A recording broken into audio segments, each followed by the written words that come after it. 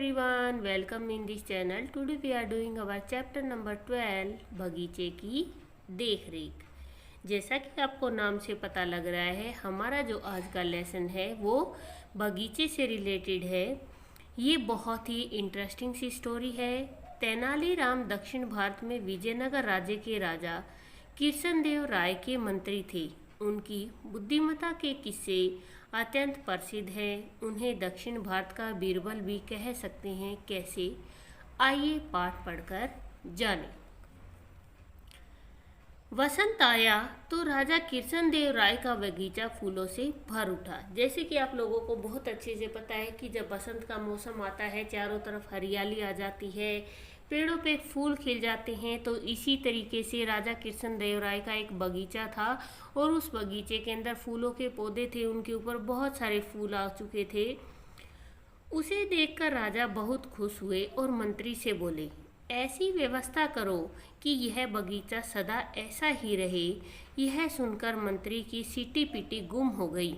भला फूल सदैव खिले हुए कैसे रह सकते हैं?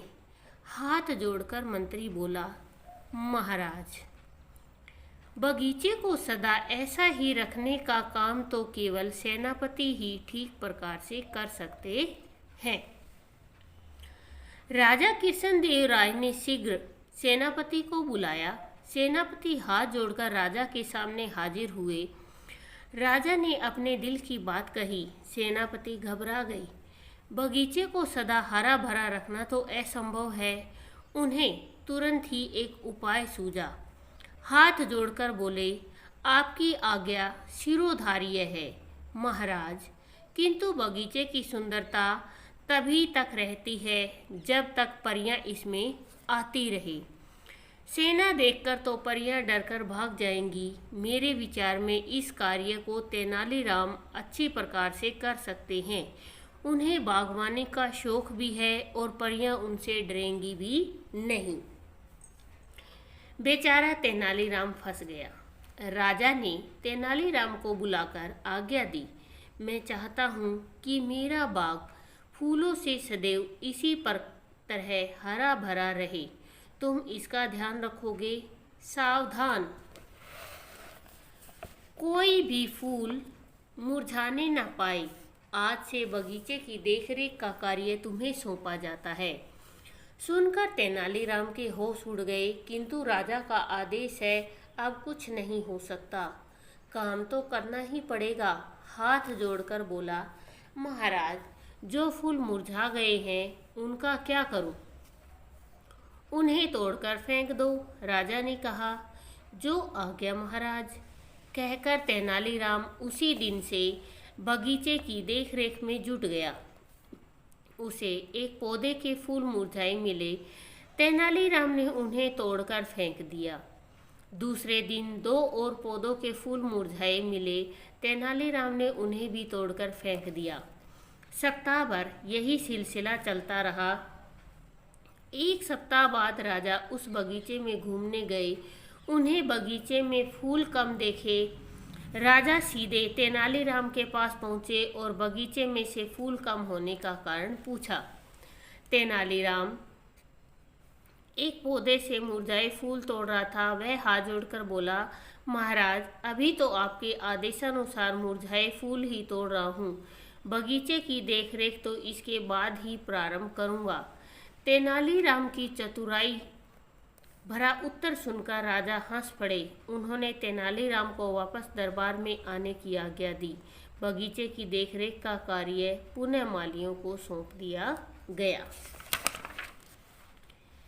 ये है आपका चैप्टर।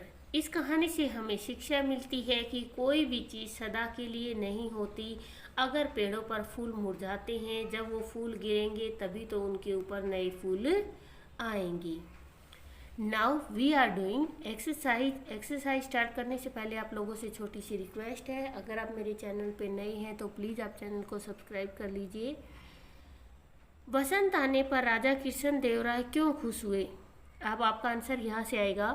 बसंत आने पर राजा कृष्णदेव राय फूलों से भरा बगीचा देखकर खुश हुए।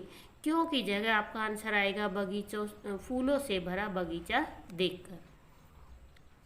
सेनापति ने राजा से क्या कहा? सेनापति ने राजा से कहा, बगीचे को सदा हरा भरा रखना तो असंभव है। तेनालीराम ने राजा से क्या प्रश्न पूछा? तेनालीराम ने राजा से प्रश्न पूछा, जो फूल मुरझा गए हैं उनका क्या करूं? कृष्णदेव राय ने बगीचे की देखरेख का कार्य पुनः किसे सौंप दिया? कृष्णदेव राय ने बगीचे की देखरेख का कार्य पुनः मालियों को सौंप दिया। राजा ने मंत्री से कैसी व्यवस्था करने को कहा? राजा ने मंत्री से ऐसी व्यवस्था करने को कहा कि बगीचा हमेशा हरा भरा रहे, सदा फूलों से भरा रहे। सेनापति राजा द्वारा दिए गए कार्य से क्यों घबरा गए? सेनापति राजा द्वारा दिए गए कार्यों से घबरा गए क्योंकि बगीचे को सदा हरा भरा रखना असंभव काम था। आपका जो प्रश्न है आप यहाँ क्योंकि से भी स्टार्ट कर सकते हो, अदरवाइज आप यहाँ से आंसर लिखना स्टार्ट कीजिए कि सेनापति राजा द्वारा दिए गए कार्य से घबरा गए। यहाँ क्यों नहीं आएगा, क्योंकि क्यों का यूज होता है जब हमसे कोई प्रश्न पूछता है और जब हम उत्तर देखते हैं तो उसमें क्यों का यूज नहीं करते। नेक्स्ट है, तेनालीराम का उत्तर सुनकर राजा क्यों हंस पड़े? तेनालीराम का उत्तर सुनकर राजा हंस पड़े क्योंकि तेनालीराम ने चतुराई भरा उत्तर दिया कि मुरझाए फूल तोड़ने के बाद ही बगीचे की देखरेख का काम प्रारंभ करूंगा।